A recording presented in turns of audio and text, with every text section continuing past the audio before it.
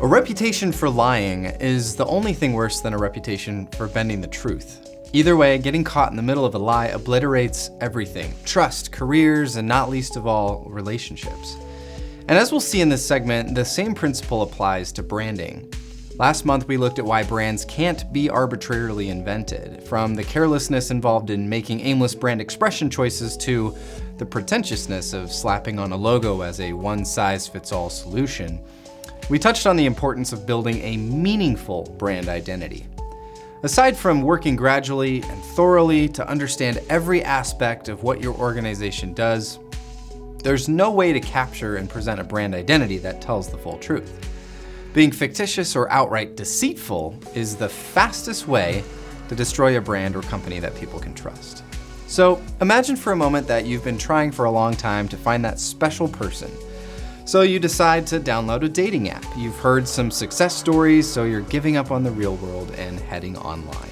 So you open up the app and search some profiles, swipe left a few times, and find some others interesting. Then you find the one profile and you say, "Oh wow, this is it, this is the person. I really like their photo."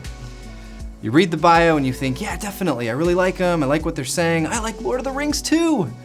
I feel a connection. I'm excited to get to know them." So you send them a message, they send one back. Before you know it, you're on your way to your first date. And on that first date, you discover something. You discover that they look nothing like their profile photo. You discover that you've been catfished. The bio you read, most of it was fake. Some of it was exaggerated and some was made up just to sound good. That sense of connection, the feeling you could relate with them, a complete illusion. You just happened to be in their target demographic that they were looking for. You find yourself wishing you could swipe left in real life, even if they turned out to be pretty cool in their own right and had an interesting life story, or even if they had a lot in common with you, it wouldn't matter anymore because they lied to you. Any potential they had for being trustworthy would be gone. The whole charade is just plain creepy. And that is how your customers feel when you try to form a fake relationship with them. You can't just arbitrarily decide you want to connect with a certain demographic and then change your branding to try to fit what you think they want. It might get them in the door, but they'll leave quicker than they came in. You can't present your business as something it isn't.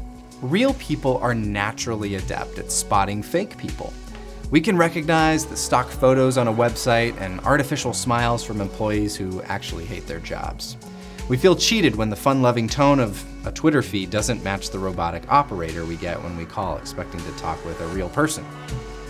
The way you express your brand publicly, whether through a website, a newsletter, or social media, is an invitation to extend a relationship. But a business can't simply invent the people who are part of its team or the kind of relationships it wants with the customers it serves.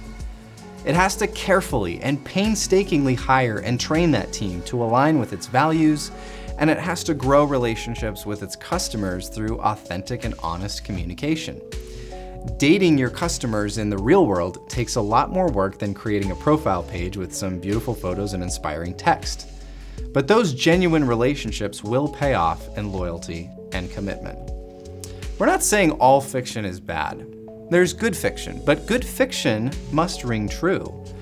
The events in a story do not literally happen, not in a fictional story, and that's why it's fiction, but the underlying story must be something that really happens, that most people can relate to. The events in the story might be a fantasy, but the story itself, to be any good, has to tell us something about reality.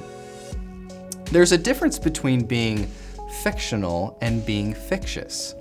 A fictional story is one that everyone knows to be false and yet tries, through the use of analogy and other literary devices, to present us with the truth in a new way, in a creative way. A fictitious story, on the other hand, is one that purports to be true, pretends to be true, but which in reality is entirely fabricated. Every brand tells a story because every brand is a story. A brand's essence, its purpose, values, relationships, and identity are best articulated through a narrative rather than a list of bullet points. That narrative is almost never a literal timeline of the company, but rather through storytelling like the plot of a good book or movie. That story is expressed through everything else: its choice of photography, the tone of its content, the way it interacts on social media, the signage, and even the furniture inside its physical location. People who observe these outward expressions are subconsciously reconstructing the brand story in their mind and using that to figure out how they want to relate to the brand. That's why it pays to tell the truth. A brand story about itself has to ring true with reality. If a customer goes into a restaurant, the story they put together from reading reviews, looking at photos of the restaurant, needs to match up with the story they experience when they walk inside. If the reviews are fake or bribed, and the photos give the impression of a very different atmosphere than they encounter, then the story doesn't ring true. It's fictitious, it's a hoax. On the other hand, the benefit of telling a truthful brand story is that it takes a lot less effort to maintain that story over time. While keeping your behavior aligned with your values takes effort, there's no extra work involved in being consistent, because you can let your brand be its natural self. In the words of playwright David Mamet's Cutthroat Salesman, always tell the truth. It's the easiest thing to remember. So whether you're in the B2B sector, manufacturing, or an industry that requires an extensive online and social media presence, nothing will beat the honest work of communication, building relationships, and moving toward a comprehensive understanding of what's remarkable about you.